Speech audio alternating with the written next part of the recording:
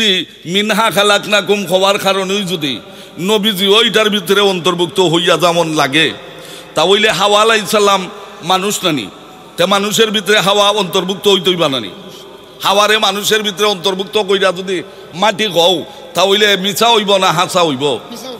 কথাটা মিছা হইব না হাসা হইব? মিছা হইব। কারণ কি?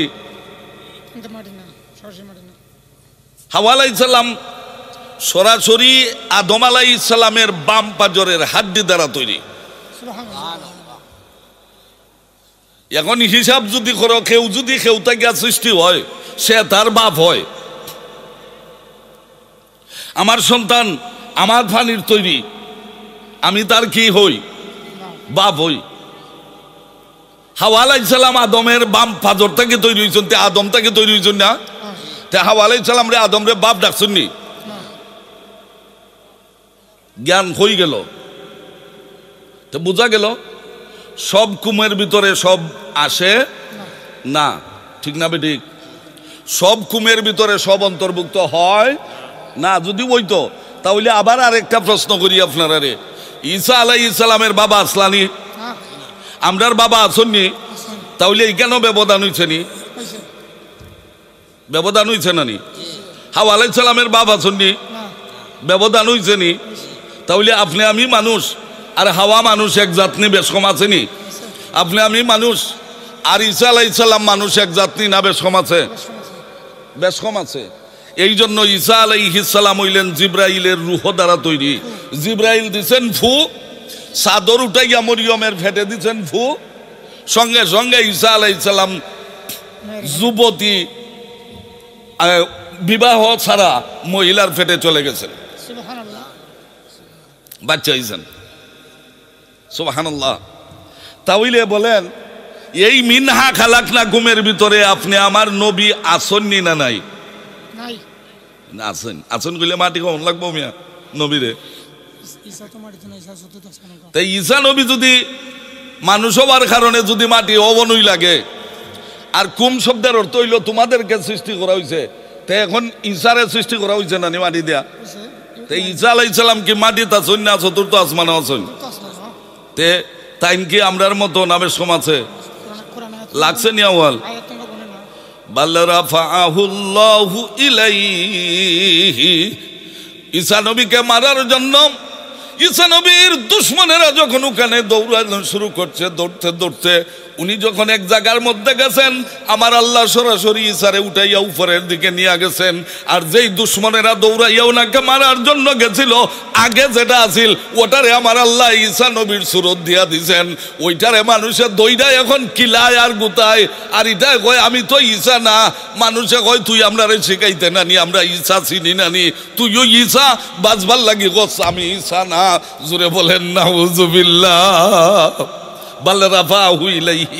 আল্লাহ তারে উপরের মধ্যে নিয়ে গেছেন, আছেন সাইর আসমানে। জুড়ে বলেন সুবহানাল্লাহ। তাহলে কোরআন শরীফের আয়াত ফাইলই ভাই আলাইছে কইয়া নবীজি আমরার মতো মাটির মানুষ কইলিলে কি ইসলাম হইব না বে ইসলামী হইব? নাউযুবিল্লাহি মিন যালিক।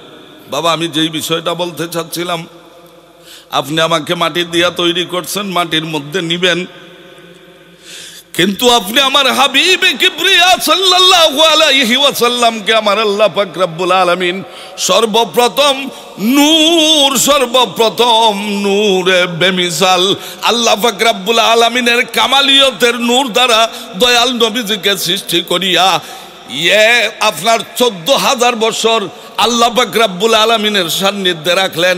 আল্লাহর কুদরতি কদমে সিজদা দিয়া তিনি সুবহান রাব্বিয়াল আলা বললেন। কত বছর? এই নূরে আজমতের দরিয়ায়, কোন দরিয়ায়? এই নূর আবার আজমতের দরিয়ায় গেল। আমি বানানো কথা বলতেছি না, একটা কিতাব বাইর করেছি। আল্লামা সাইদ আহমদ রেফাই রহমতুল্লাহি আলাইহি মৌলুদুন নবী কিতাব লিখেছেন। নেট থেকে পরিপূর্ণ কিতাব আমি ডাউনলোড করে বের করেছি, কিতাব বানাইছি।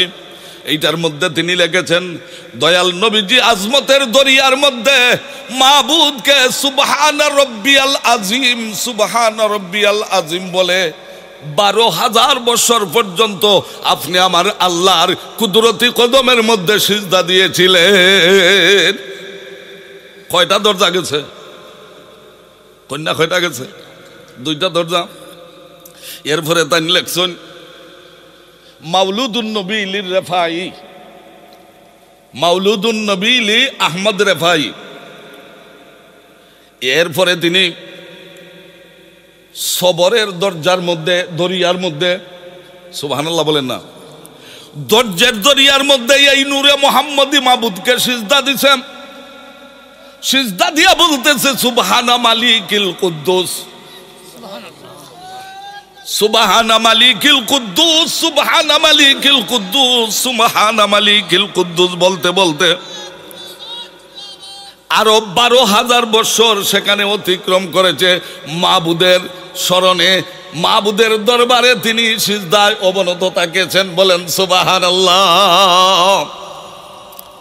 আমার সাথে তাকবীর দেন সবাই, নারায়ে তাকবীর।